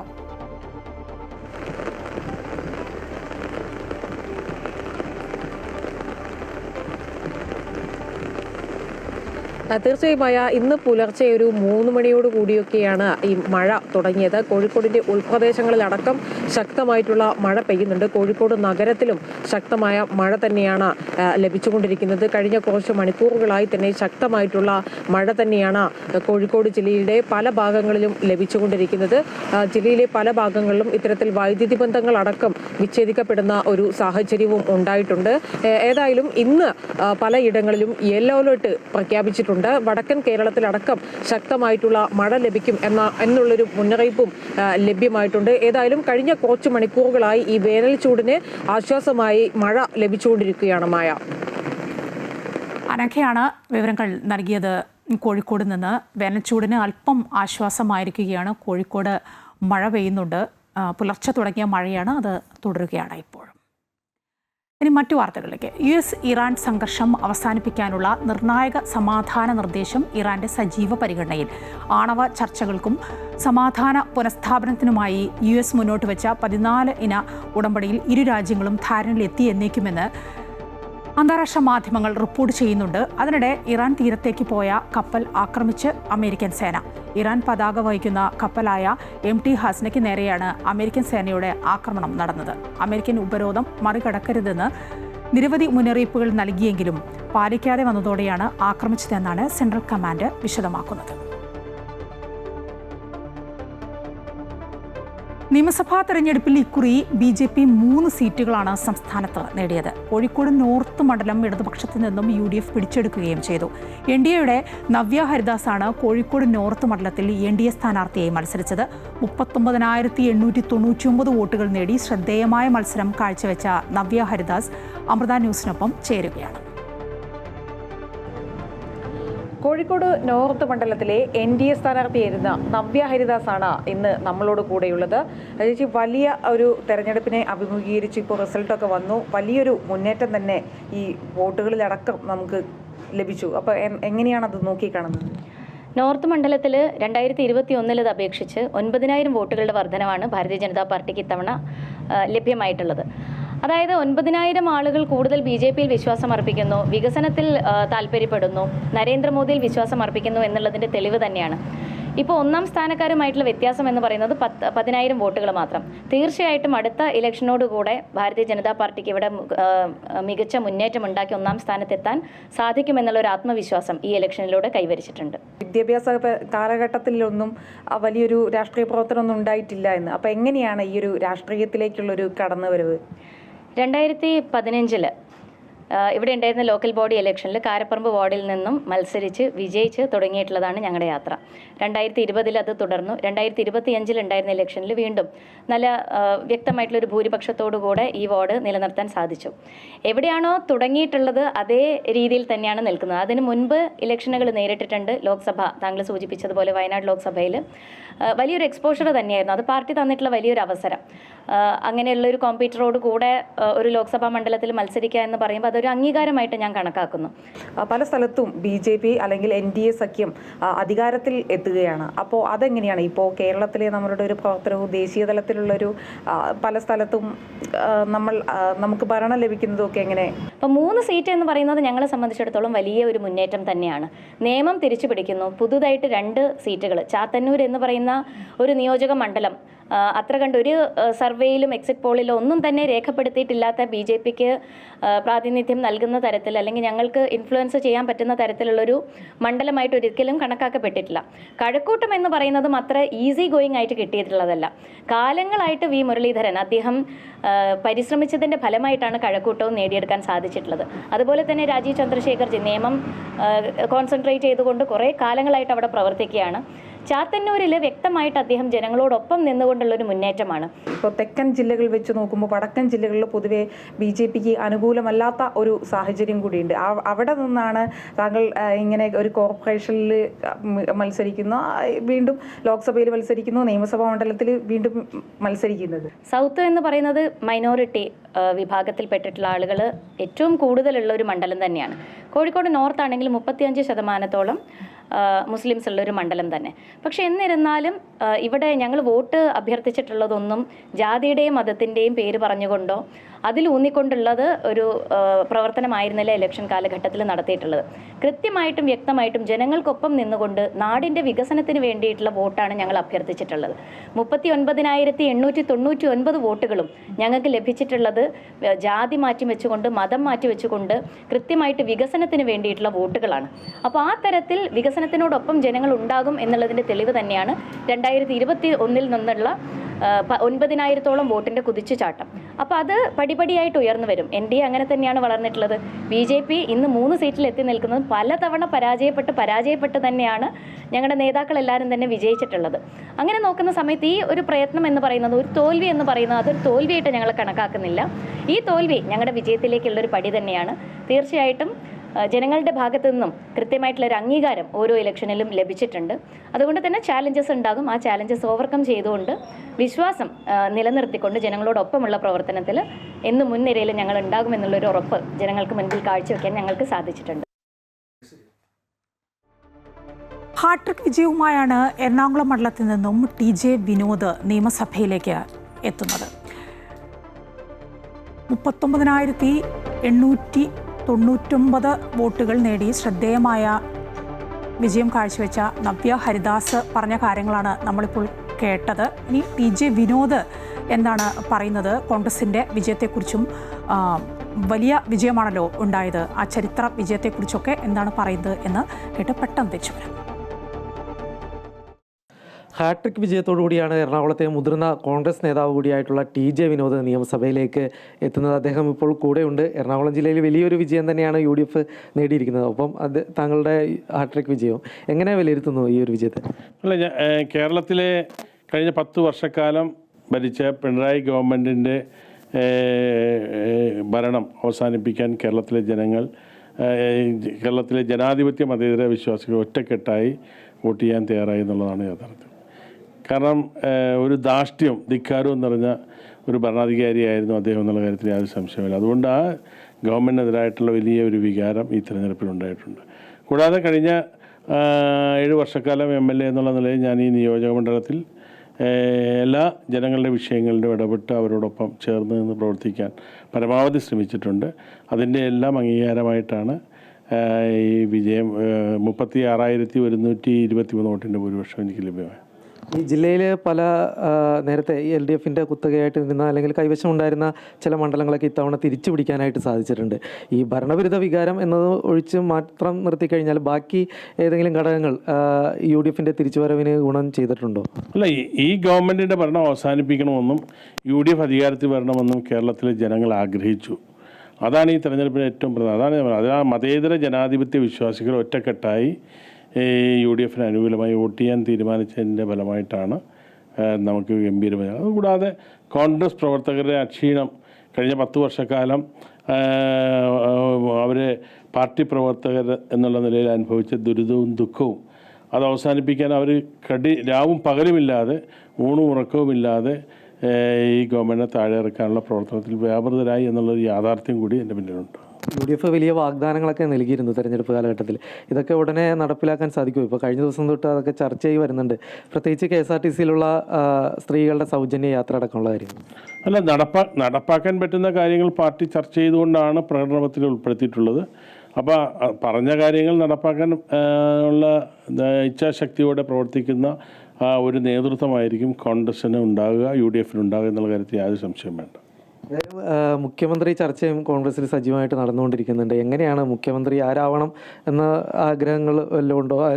നിങ്ങൾക്ക് വ്യക്തിപരമായിട്ടുണ്ടോ? അല്ലെങ്കിൽ അത്തരത്തിലുള്ളൊരു ചർച്ച എങ്ങനെയാണ് പോയിക്കൊണ്ട്? അല്ല, വ്യക്തിപരമായ ആഗ്രഹങ്ങൾക്കും ഇതിലൊന്നും പ്രാധാന്യമില്ല. കോൺഗ്രസിനെ സംബന്ധിച്ചിടത്തോളം കോൺഗ്രസ് ഹൈക്കമാൻഡാണ് മുഖ്യമന്ത്രി ആര് എന്ന് തീരുമാനിക്കുന്ന അത് തീരുമാനിക്കാനുള്ള പ്രാപ്തി കോൺഗ്രസ് നേതൃത്വത്തിനുണ്ട്. അവർ ആ കാര്യങ്ങൾ യുക്തമായ സമയത്ത് എടുക്കും. അതുകൊണ്ട് ഒരു ആശങ്കയും അക്കാര്യത്തിൽ എനിക്കില്ല. 14 MLA-മാരുണ്ട്, കൂടെ പ്രതിപക്ഷ നേതാവിൻ്റെ മണ്ഡലം കൂടിയാണ്, ജില്ല കൂടിയാണ്. എങ്ങനെയാണ് ഈ ജില്ലയിലുള്ള MLA-മാർ അദ്ദേഹത്തെ പിന്തുണക്കും, അല്ലെങ്കിൽ അദ്ദേഹം വരണമെന്നുള്ളൊരു ആഗ്രഹമുണ്ടോ? അല്ല, ഞാൻ പറഞ്ഞല്ലോ, അത്തരം കാര്യങ്ങളെ സംബന്ധിച്ചൊന്നും ഇവിടെ നമ്മൾ ചർച്ച ചെയ്യേണ്ട കാര്യമില്ല. ഇതെല്ലാം കോൺഗ്രസ് നേതൃത്വം യുക്തമായ സമയത്ത് എടുക്കാൻ കഴിവുള്ള നേതൃത്വമാണ് ഉള്ളത്. ആ കാര്യത്തിൽ യാതൊരു സംശയവും വേണ്ട. വളരെയധികം നന്ദി. ഏതായാലും ഭരണവിരുദ്ധ വികാരം അത് ശക്തമായി തന്നെ ഉണ്ടായിരുന്നു. അതുകൊണ്ട് തന്നെയാണ് വലിയൊരു തിരിച്ചുവരവ് UDF നടത്താൻ കഴിഞ്ഞത് എന്നുള്ളൊരു കാര്യം തന്നെയാണ് TJ വിനോദ് പങ്കുവച്ചിരിക്കുന്നത്. ക്യാമറമാൻ ശശികാന്തിനൊപ്പം കിരൺകുമാർ, അമൃത ന്യൂസ്, കൊച്ചി. ബേപ്പൂർ ഹാർബറിൽ നിന്നും 16 തൊഴിലാളികളുമായി മത്സ്യബന്ധനത്തിന് പോയ അജ്മീർ ഷാ ബോട്ട് ആഴക്കടലിൽ അപ്രത്യക്ഷമായിട്ട് 5 വർഷം പിന്നിടുകയാണ്. ടൗട്ടെ ചുഴലിക്കാറ്റിൽപ്പെട്ട ഈ ബോട്ടിനും മത്സ്യത്തൊഴിലാളികൾക്കും എന്ത് സംഭവിച്ചുവെന്നത് ഇന്നും നിഗൂഢമാണ്.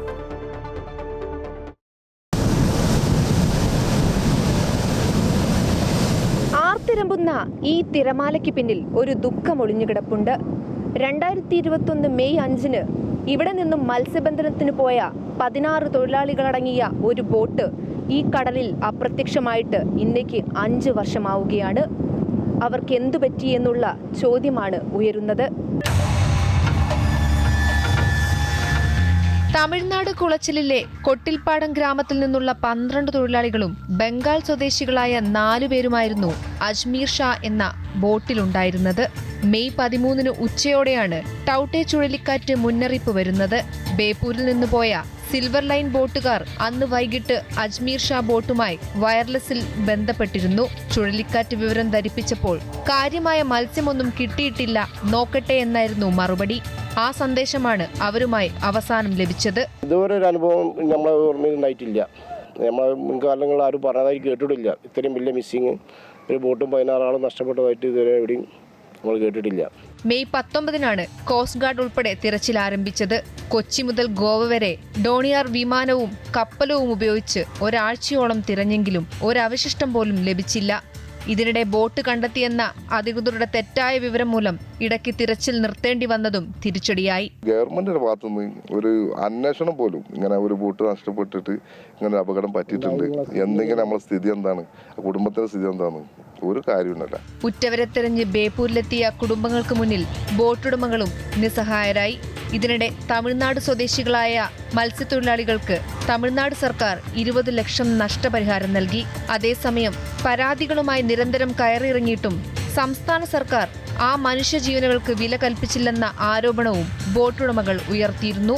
ശിരൂരിൽ അർജുന്റെ ജീവന് വേണ്ടി ഒന്നിച്ച കേരളത്തിന്റെ മനസ്സും അധികൃതരുടെ കൂട്ടായ്മയും കടലിൽ മാഞ്ഞുമറഞ്ഞ ആ മനുഷ്യർക്കു വേണ്ടി എന്തുകൊണ്ടുണ്ടായില്ലെന്ന ചോദ്യവും ബോട്ടുടമകൾ ഉയർത്തുന്നു. അമൃത ന്യൂസ്, കോഴിക്കോട്. കാസർഗോഡ് ബദിയടുക്കയിൽ ജലജീവൻ മിഷൻ പദ്ധതിയിൽ നിർമ്മിച്ച 10 ലക്ഷം ലിറ്ററിന്റെ കുടിവെള്ള ടാങ്കിന്റെ പ്രവർത്തനം ഇതുവരെ തുടങ്ങിയിട്ടില്ല. വാട്ടർ അതോറിറ്റിയുടെ തികഞ്ഞ അനാസ്ഥയാണ് ഇതിന് പിറകിൽ. 2024 ഡിസംബറിൽ പൂർത്തീകരിച്ച കുടിവെള്ള പദ്ധതിയിൽ നിന്നാണ് നാളിതുവരെയായിട്ടും ജലവിതരണം നടക്കാത്തത്.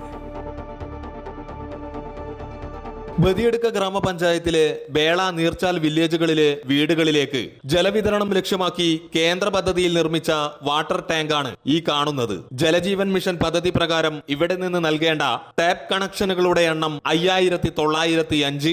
എന്നാൽ ഒരു വാട്ടർ ടാപ്പിലേക്ക് പോലും കുടിവെള്ളം എത്തിക്കാൻ വാട്ടർ അതോറിറ്റി അധികൃതർക്ക് സാധിച്ചിട്ടില്ല.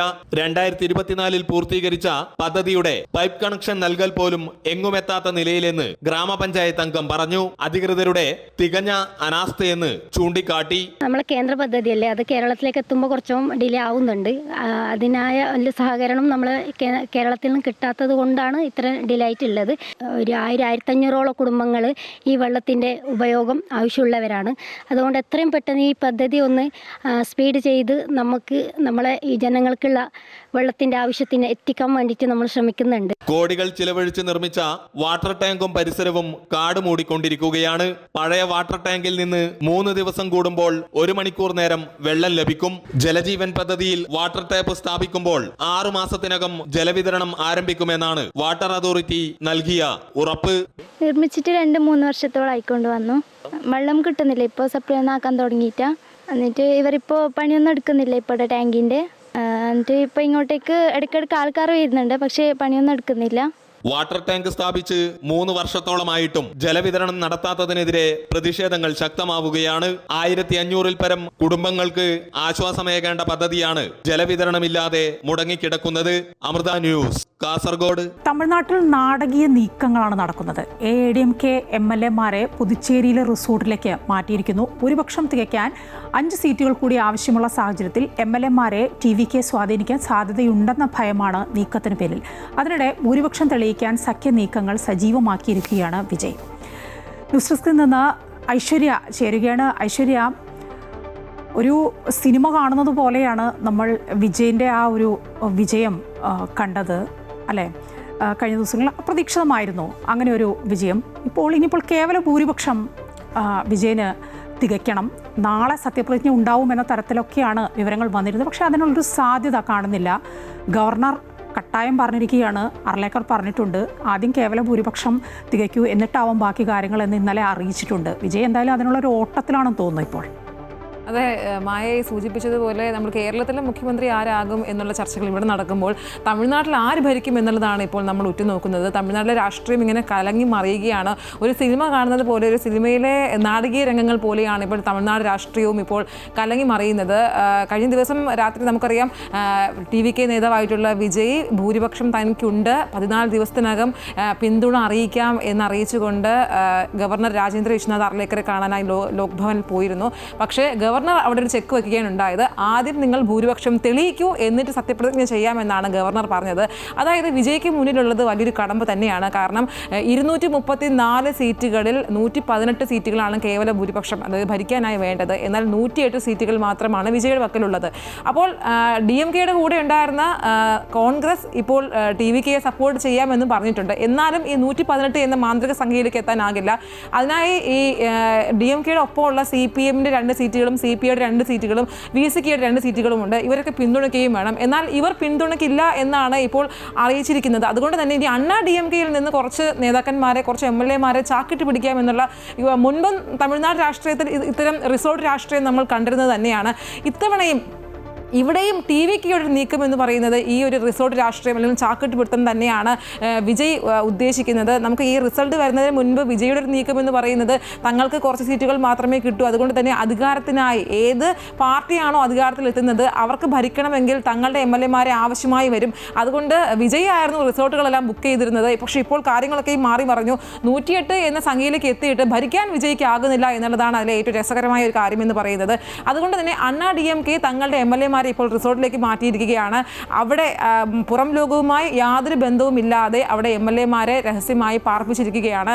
കാരണം ഈ TVK ഈ MLA-മാരെ ചാക്കിട്ട് പിടിക്കും, അല്ലെങ്കിൽ പല സ്വാധീനങ്ങളും ചെലുത്തിക്കൊണ്ട് TVK-യുടെ ഭാഗത്ത് നിർത്തിക്കഴിഞ്ഞാൽ അത് TVK-ക്ക് ഭരിക്കാനാവുകയും ചെയ്യും. കൂടാതെ അണ്ണാ DMK എന്ന പാർട്ടിയിൽ വിള്ളൽ വരും എന്നുള്ളതിൽ യാതൊരു സംശയവുമില്ല. അതുകൊണ്ട് തന്നെ ഇനി എങ്ങനെ വിജയ് ഭരിക്കും എന്നുള്ളതാണ് കാത്തിരുന്ന് കാണേണ്ടത്. ഒരു തൂക്ക് മന്ത്രിസഭ അല്ലെങ്കിൽ തമിഴ്നാട് രാഷ്ട്രീയം ഇതുവരെ കാണാത്തൊരു രാഷ്ട്രീയത്തിലേക്കാണ് ഇപ്പോൾ മാറിക്കൊണ്ടിരിക്കുന്നത്. അതേസമയം ഇപ്പോൾ പുറത്തു വരുന്നൊരു വാർത്തകൾ എന്ന് പറയുന്നത് ചിരവൈരികളായ DMK അണ്ണാ DMK ഒരു സഖ്യമുണ്ടാകുമോ എന്നുള്ളൊരു വാർത്തകളും പുറത്തു വരുന്നുണ്ട്. ഇവർ ചർച്ചകൾ നടത്തി എന്ന അഭ്യൂഹങ്ങളും ഉണ്ട്. അതായത് വിജയ് ഭരിക്കാതിരിക്കാനായി ചിരവൈരികൾ ഒന്നിച്ചു ചേരുമോ എന്നുള്ള ഒരു വാർത്തകളും ഇപ്പോൾ പുറത്തു വരുന്നുണ്ട്. പക്ഷേ ലോക്ഭവനിൽ രാജേന്ദ്ര വിശ്വനാഥ് അർലേക്കറുടെ ഒരു നീക്കം എന്ന് പറയുന്നത് അണ്ണാ DMK-യെ സപ്പോർട്ട് ചെയ്യുന്ന തരത്തിലാണ് എന്നുള്ള ഒരു വാർത്തകളും പുറത്തു വരുന്നുണ്ട്. എന്തായാലും കാത്തിരുന്നതിന് കാരണം എങ്ങനെയാകും വിജയ് ഭരിക്കുക, അല്ലെങ്കിൽ എങ്ങനെ 118 എന്ന മാന്ത്രിക സംഖ്യയിലേക്ക് വിജയ് എങ്ങനെയാകും എത്തുക എന്നുള്ളത് കാത്തിരുന്ന് കാണേണ്ട ഒരു കാഴ്ച തന്നെയാണ്. ഇനി എന്നാകും വിജയ്ക്ക് സത്യപ്രതിജ്ഞ ചെയ്യേണ്ടി വരിക. കൂടാതെ നമുക്കറിയാം വിജയ് 2 സീറ്റുകളിലാണ് അവിടെ മത്സരിച്ചത്. ഇനി ഒരു സീറ്റിൽ വിജയ്ക്ക് ഒഴിഞ്ഞു കൊടുക്കേണ്ടി വരും. അവിടെയും ഇനി ഒരു മത്സരം നടക്കും. അപ്പോൾ തമിഴ്നാട് രാഷ്ട്രീയത്തിൽ ഇനി TVK-യുടെ ഒരു സ്വാധീനം, ഈ അണ്ണാ DMK സഖ്യം ഒന്നിച്ചു ചേർന്നാൽ അവിടെ എന്താകും നടക്കുന്നത് എന്നത് കാത്തിരുന്ന് കാണേണ്ടത് തന്നെയാണ്. ശരി, ഐശ്വര്യയാണ് വിവരങ്ങൾ നൽകിക്കൊണ്ടിരുന്നത് ന്യൂസ് ഡെസ്കിൽ നിന്ന്. ഏതായാലും തമിഴ്നാട് രാഷ്ട്രീയം നമ്മളൊരു സിനിമ കാണുന്നത് പോലെ തന്നെ, തമിഴ്നാട് എന്ന് പറയുമ്പോഴേ അങ്ങനെയാണല്ലോ, രാഷ്ട്രീയത്തോടൊപ്പം ആദ്യകാലം മുതലേ സിനിമയ്ക്കും വലിയ പങ്കുണ്ട്. ഇപ്പോൾ ഒരു സിനിമ കാണുന്നത് പോലെ തന്നെയാണ് അവിടുത്തെ കാര്യങ്ങൾ മുന്നോട്ട് പോകുന്നത്. വിജയ് ഇനിയിപ്പോൾ എങ്ങനെയാണ് കേവല ഭൂരിപക്ഷം തെളിയിക്കുക? വിജയനെ സംബന്ധിച്ചിടത്തോളം അതൊരു ബുദ്ധിമുട്ടുള്ള കാര്യമൊന്നുമല്ല, അതിലേക്ക് കടക്കും. ഒപ്പം ഈ ഗവർണർ ഇത്രയും കടുംപിടുത്തം പിടിച്ചതുകൊണ്ടാണ് ഈ നാളത്തെ സത്യപ്രതിജ്ഞയൊക്കെ മാറിയത്. എന്നാലും സജീവമായ നീക്കങ്ങൾ നടക്കുന്നു. വിവരങ്ങൾ വരുന്നതിനനുസരിച്ച് ഞങ്ങളത് പ്രേക്ഷകരിലേക്ക് അപ്പോൾ എത്തിക്കും. പാകിസ്ഥാൻ ചാരസംഘടന ISIയുമായി ബന്ധമുള്ള 2 പേരെ ഉത്തർപ്രദേശിൽ പിടികൂടിയിരിക്കുന്ന വിവരങ്ങൾ വരുന്നു. UP ATS നടത്തിയ ഓപ്പറേഷനിലാണ് ബാരാബങ്കി സ്വദേശി ഡാനിൽ അഷ്റഫ്, കുരിശിനഗർ ജില്ലയിൽ നിന്നുള്ള കൃഷ്ണ മിശ്ര എന്നിവരെ അറസ്റ്റ് ചെയ്തത്. ഉത്തർപ്രദേശിൽ സംഘർഷത്തിന് ഇവർ പദ്ധതിയിട്ടിരുന്നതായും ഇതിനായി പണവും ആയുധവും ആവശ്യപ്പെട്ടതിന് തെളിവുകൾ കണ്ടെത്തിയെന്നും ഉന്നത ഉദ്യോഗസ്ഥർ അറിയിച്ചു. അറസ്റ്റിലായവരെ കൂടുതൽ ചോദ്യം ചെയ്ത് വരികയാണ്.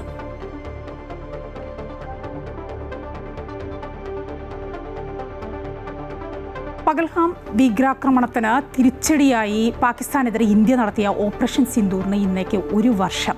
2025 മെയ് 7 പുലർച്ചെ 1:05 കര നാവിക വ്യോമസേനയുടെ നേതൃത്വത്തിൽ പാകിസ്ഥാനും പാക് അധീന കശ്മീരിലുമായി 9 കേന്ദ്രങ്ങളിൽ ആക്രമണം നടത്തിയത്.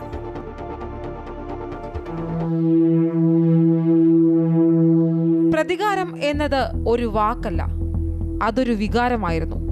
തിരഞ്ഞുപിടിച്ച് നമ്മുടെ 26 സഹോദരങ്ങളുടെ ജീവൻ എടുത്തതിലുള്ള പ്രതികാരം.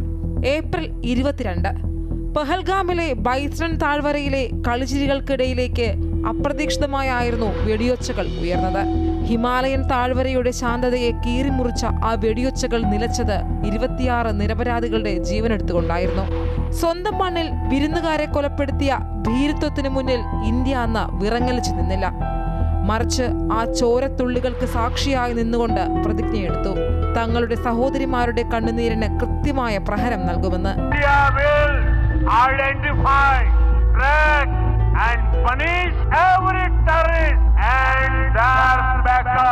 ചതിയുടെ ഏപ്രിൽ 22 പ്രതികാരമായി അതിരുകൾ ലംഘിച്ചവർക്ക് അന്തകനായി മാറിക്കൊണ്ട് നമ്മുടെ സൈനികർ മറുപടി നൽകി.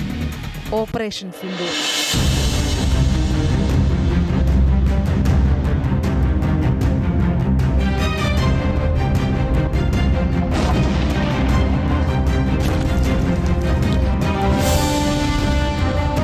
ഇതിന് വെറും സൈനിക നീക്കം മാത്രമായിരുന്നില്ല. ശത്രുവിന്റെ കോട്ടകളിൽ കയറി അവർ പോറ്റി വളർത്തുന്ന ഭീകരതയുടെ വേരറുത്ത കൃത്യമായ ആക്രമണം. അതിർത്തി കടന്നെത്തിയ ഇന്ത്യൻ കരുത്തിന് മുന്നിൽ ശത്രുപാളയങ്ങൾ ചീട്ടുകൊട്ടാരം പോലെ തകർന്നു വീണു. 9 കേന്ദ്രങ്ങൾ, ഓരോന്നും ചാമ്പലായി. പഹൽഗാമിലെ ആ 26 ജീവനുകൾക്ക് ഇന്ത്യ നൽകിയ നീതിയായിരുന്നു ഓപ്പറേഷൻ സിന്ദൂർ. കര, വ്യോമ, നാവികസേനകളുടെ സമാനതകളില്ലാത്ത ഏകോപനമായിരുന്നു ഓപ്പറേഷൻ സിന്ദൂറിലൂടെ കണ്ടത്. ആകാശത്ത് ഇന്ത്യൻ വ്യോമസേനയുടെ യുദ്ധവിമാനങ്ങൾ പാക് റഡാറുകളെ നിഷ്പ്രഭമാക്കിയപ്പോൾ അതിർത്തി കടന്ന ഇന്ത്യൻ കരസേനയുടെ സ്പെഷ്യൽ ഫോഴ്സ് ശത്രുവിന്റെ കോട്ടകൾ തകർത്തെറിഞ്ഞു. വടക്കൻ അറബിക്കടലിൽ വിമാനവാഹിനി കപ്പലുകളുടെ നേതൃത്വത്തിൽ ഇന്ത്യൻ നാവികസേന നടത്തിയ കരുത്തുറ്റ വിന്യാസം പാകിസ്ഥാൻ നാവികസേനയെ അവരുടെ തുറമുഖങ്ങളിൽ തന്നെ തളച്ചിടാൻ പ്രേരിപ്പിച്ചു. 4 ദിവസങ്ങൾ നീണ്ടുനിന്ന കടുത്ത ഇന്ത്യൻ ആക്രമണങ്ങൾക്കൊടുവിൽ ലാഹോറിലെയും ഗുർജൻവാലയിലെയും റഡാർ സംവിധാനങ്ങൾ തകർന്നതോടെ മറ്റൊരു വഴിയില്ലാതെ പാകിസ്ഥാൻ വെടിനിർത്തലിന് അപേക്ഷിക്കുകയായിരുന്നു. ഓപ്പറേഷൻ സിന്ദൂർ വെറുമൊരു പേരല്ല, അത് ശത്രുവിന്റെ നെഞ്ചിൽ ഇന്ത്യ വരച്ച ചുവന്ന രേഖയാണ്. ഒരിക്കലും കടക്കരുതാത്ത, കടന്നാൽ തിരിച്ചുവരവില്ലാത്ത മരണത്തിന്റെ ചുവപ്പ്. News desk, Amrita TV. അവധിക്കിടയിൽ 2 ദിനങ്ങൾ അറിവിനും വിനോദത്തിനുമായി മാറ്റിവെച്ച് കുട്ടിക്കൂട്ടം. അമൃത TV ഒരുക്കിയ കളിയിൽ അല്പം കാര്യം സമ്മർ ക്യാമ്പ് വിദ്യാർത്ഥികൾക്ക് അവിസ്മരണീയമായ നിമിഷങ്ങൾ സമ്മാനിക്കുന്നതായി. ചിരിക്കൊപ്പം ചിന്തയും പങ്കുവച്ച നടൻ ഗിന്നസ് പക്രു കുട്ടികൾക്ക് ആവേശം പകർന്നു. കോട്ടയം BCM കോളേജിൽ 2 ദിവസങ്ങളിലായി നടന്ന ക്യാമ്പിൽ 250ഓളം വിദ്യാർത്ഥികളാണ് പങ്കെടുത്തത്. കളിയും ചിരിയും ചിന്തകളും അറിവുകളുമെല്ലാമായി അമൃത TV ഒരുക്കിയ കളിയിൽ അല്പം കാര്യം സമ്മർ ക്യാമ്പിൻ്റെ 2ാം ദിനവും കുട്ടികൾ ആഘോഷമാക്കി. ബ്രഹ്മചാരി ശിവാനന്ദൻ നേതൃത്വം നൽകിയ മൈൻഡ് ആൻഡ് ഫിസിക്കൽ ട്രെയിനിങ് പരിപാടിയോടെയാണ് ക്യാമ്പിൻ്റെ 2ാം ദിനം ആരംഭിച്ചത്. തുടർന്ന് CVN കളരിയിലെ മുഖ്യപരിശീലകൻ വാസുദേവൻ ഗുരുക്കൾ നേതൃത്വം നൽകിയ കളരി അഭ്യാസ പ്രകടനവും വിദ്യാർത്ഥികൾക്ക് അറിവും കൗതുകവും പകർന്നു.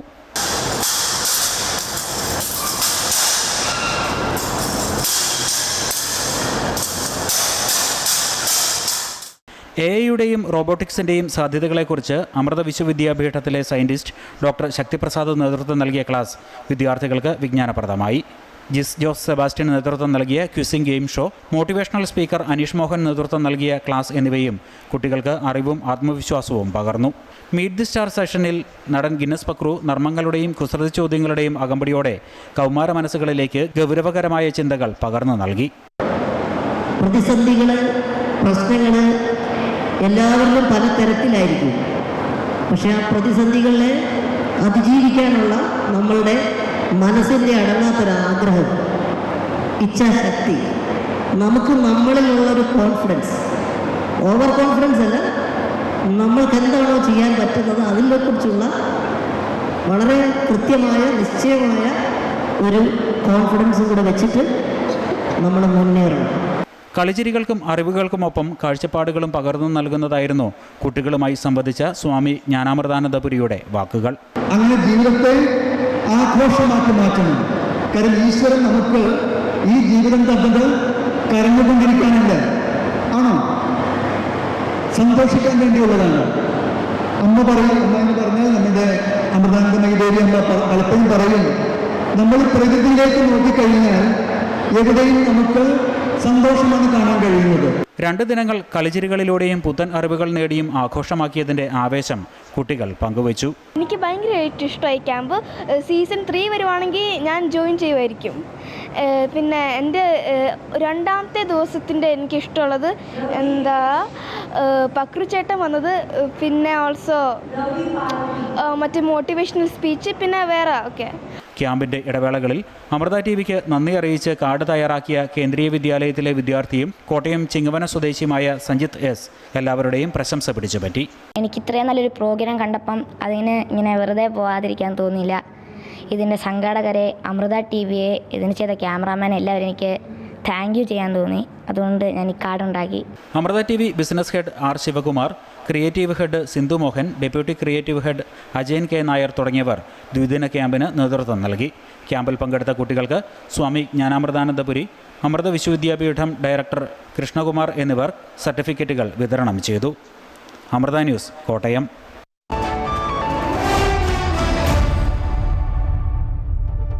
ധനകാര്യ ഓഹരി വിദഗ്ധൻ കെ ദിലീപ് വിപണിയെ വിലയിരുത്തുന്നു.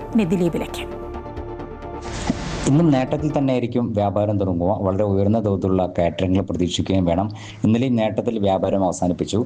US ഇറാൻ സമാധാന കരാറിനുള്ള പ്രതീക്ഷ ഏറിയതും അത് ഉടനെ സംഭവിച്ചേക്കും എന്നുള്ള ഒരു പ്രതീക്ഷയിന്മേലാണ് ഇന്നലെ വിപണിയിൽ നിക്ഷേപ താല്പര്യമുണ്ടായത്.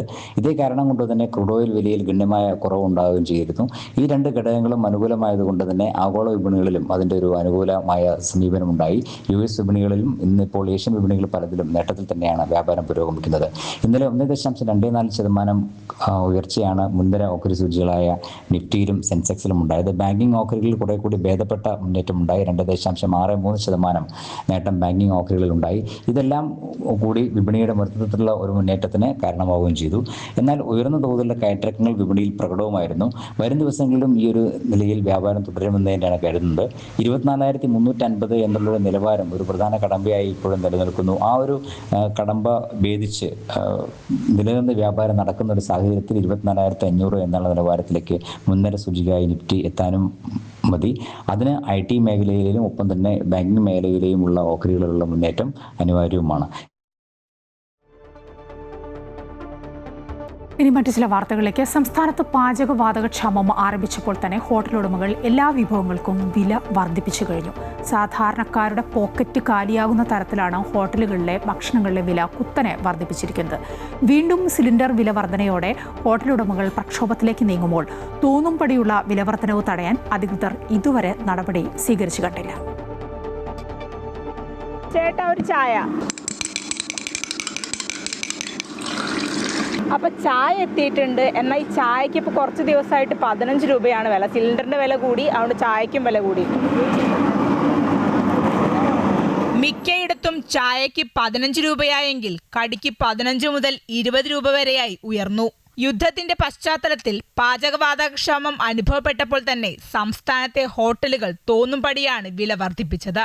ഹോട്ടൽ ഉടമകളുടെ സംഘടനകളുണ്ടെങ്കിലും വില വർധനവിന്റെ കാര്യത്തിൽ ഏകീകൃത സ്വഭാവമുണ്ടായില്ല. അസംഘടിതരായതിനാൽ ഉപഭോക്താക്കൾക്ക് പ്രതികരിക്കാനായില്ല. 19 കിലോ വാണിജ്യ സിലിണ്ടറിന് ഒറ്റയടിക്ക് 993 രൂപ കൂട്ടിയപ്പോൾ സംസ്ഥാനത്ത് സിലിണ്ടറിന്റെ വില ഇപ്പോൾ 3000 കടന്നു. ഇതിനെതിരെ പ്രത്യക്ഷ പ്രക്ഷോഭത്തിനിറങ്ങിയ ഹോട്ടൽ ഉടമകൾ വിഭവങ്ങളുടെ വില വർദ്ധിപ്പിക്കുമെന്നതും ഉറപ്പാണ്. സിലിണ്ടറിന്റെ വില ഇനി കുറഞ്ഞാലും നേരത്തെ നിശ്ചയിച്ച വിഭവങ്ങളുടെ വിലയിൽ മാറ്റമുണ്ടാകില്ല എന്നത് മറ്റൊരു യാഥാർത്ഥ്യം. ഫലത്തിൽ ഹോട്ടലുകളെ ആശ്രയിക്കുന്ന സാധാരണക്കാരെ ഇത് തെല്ലൊന്നുമല്ല ബാധിക്കുന്നത്. ചായക്ക് 13 റുപ്യ 15 റുപ്യ എന്നൊക്കെ പറഞ്ഞാൽ അത് കൊടുത്ത് ചായ കുടിച്ച് ഇവിടെ പണിയെടുത്ത് ഒപ്പിക്കാൻ കഴിയുന്ന ഒരവസ്ഥയിലല്ല ഇവിടുത്തെ ഡ്രൈവർമാരുള്ളത്. ഇനിയിപ്പോൾ ഡീസലും പെട്രോളും ഒക്കെ അതേപോലെ വില കൂടുന്ന സമയത്ത് സാധാരണക്കാരനാണ് ഈ പ്രയാസമൊക്കെ ഉള്ളത്. ചായ കുടിക്കാൻ നമ്മളൊക്കെ ഓട്ടോ ഡ്രൈവർമാരാണ്. ഇലക്ഷൻ കഴിയാൻ കാത്തുന്നവർ ഇതൊക്കെ കൂട്ടാൻ. അതേസമയം വില കൂട്ടാതെ വിറകടുപ്പിലേക്ക് മാറിയും മണ്ണെണ്ണ സ്റ്റവ് ഉപയോഗിച്ചുമെല്ലാം കച്ചവടം നടത്തി പിടിച്ചു നിൽക്കുന്നവരുമുണ്ട്. വില കൂട്ടിയിട്ടില്ല, നമ്മൾ വില കൂട്ടാൻ നിർബന്ധിതരാകുകയാണ്. ഗ്യാസ് അല്ലാത്തോണ്ട് വില കൂട്ടിയിട്ടില്ല. ഞാൻ തന്നെ പോവുകയാണെങ്കിൽ വില കൂട്ടേണ്ടി വരും. സാധാരണക്കാരന്റെ മാസ ബജറ്റിനെ താളം തെറ്റിക്കുന്ന വില വർധനവിനെതിരെ നടപടിയെടുത്തില്ലെങ്കിൽ കടുത്ത ചൂഷണമാണ് നടക്കുകയെന്നും ജനങ്ങൾ ചൂണ്ടിക്കാട്ടുന്നു.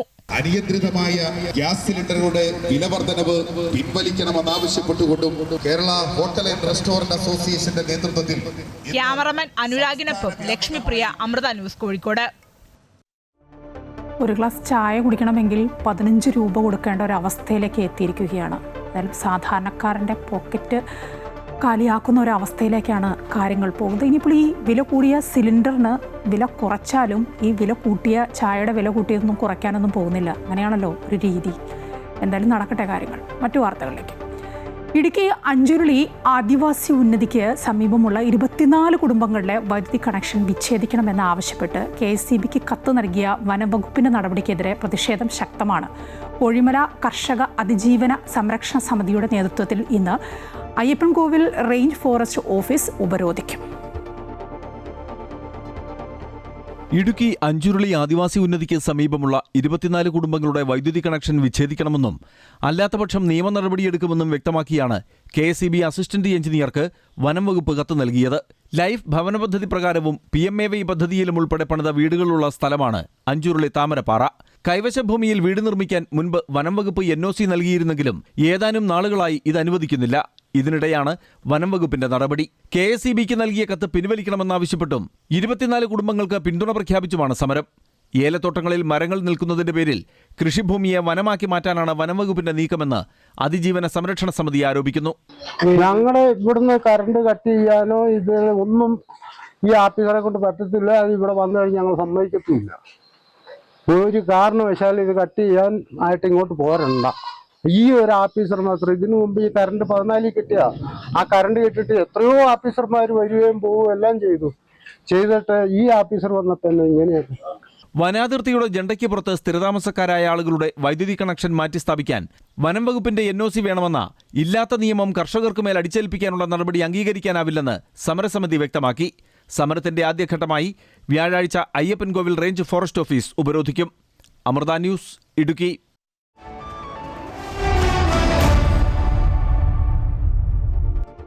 UEFA ചാമ്പ്യൻസ് ലീഗിന്റെ ഫൈനൽ ബർത്ത് ഉറപ്പിച്ചിരിക്കുകയാണ് PSG. രണ്ടാം സെമിയിൽ ജർമ്മൻ വമ്പന്മാരായ ബയേൺ മ്യൂണിക്കിനെ സമനിലയിൽ തളച്ചാണ് PSG മുന്നേറ്റം. ഇരുപാദങ്ങളിലുമായി 6-5 എന്ന അഗ്രിഗേറ്റ് സ്കോറിലാണ് PSG കലാശ പോരാട്ടത്തിന് യോഗ്യത നേടിയത്. നിലവിലെ ചാമ്പ്യന്മാരായ PSG ഇത് തുടർച്ചയായ 2ാം തവണയാണ് ഫൈനലിൽ എത്തുന്നത്. മെയ് 30 ബുഡാപെസ്റ്റിൽ നടക്കുന്ന ഫൈനലിൽ PSG ആഴ്സണലിനെ നേരിടും. അത്ലറ്റിക്കോ മാഡ്രിഡിനെ തോൽപ്പിച്ചാണ് ആഴ്സണൽ ഫൈനലിൽ എത്തിയത്. IPL ഇന്ന് Lucknow super Jains royal challengers Bengaluru പോരാട്ടം നടക്കും. രാത്രി 7:30 മുതൽ ലക്നൗ ഏകാന സ്റ്റേഡിയത്തിലാണ് മത്സരം. പോയിന്റ് പട്ടികയിൽ 3ാം സ്ഥാനത്താണ് റോയൽ ചാലഞ്ചേഴ്സ് ബാംഗ്ലൂരു. പട്ടികയിൽ അവസാന സ്ഥാനത്താണ് Lucknow super giants. Good morning Keralam പൂർണ്ണമാവുകയാണ്. എല്ലാ പ്രേക്ഷകർക്കും നല്ലൊരു ദിവസം ആശംസിക്കുകയാണ്. കൂടുതൽ വാർത്തകളുണ്ട്, അതൊക്കെ കാണാം. ഞങ്ങളുടെ YouTube ചാനൽ സന്ദർശിക്കുക. നമസ്കാരം.